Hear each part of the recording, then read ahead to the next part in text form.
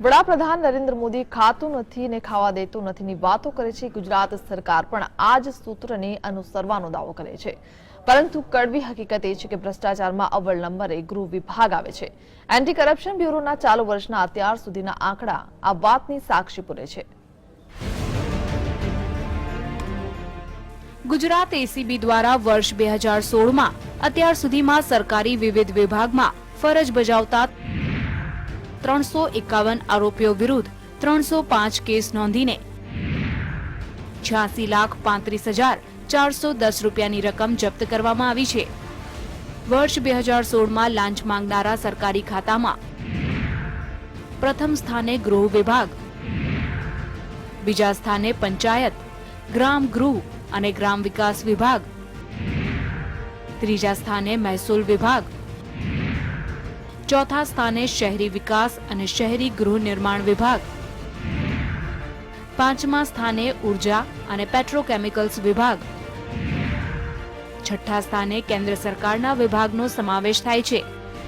પ્રાપ્ત માહિતી અનુસાર આ વર્ષે ગૃહ વિભાગમાં એસીબી દ્વારા 96 કેસ નોંધવામાં આવ્યા છે, જેમાં 118 સરકારી આરોપી અને 23 ખાનગી આરોપીઓ સાથે 12,10,750 રૂપિયાની રકમ જપ્ત કરવામાં આવી છે.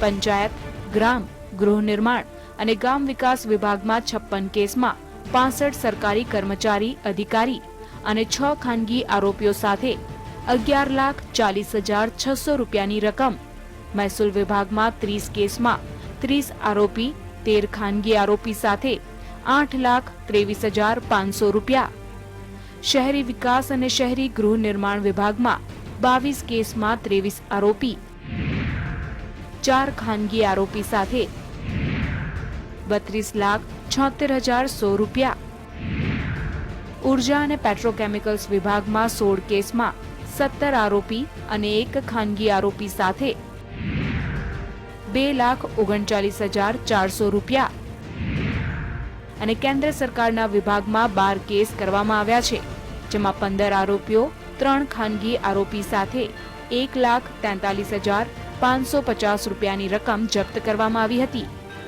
વર્ષ 2016માં સરકારી અધિકારીઓ ઉપરાંત 93 ખાનગી વહીવટીઓ લાંચ લેતા ઝડપાયા છે. Bureau report, GSTV.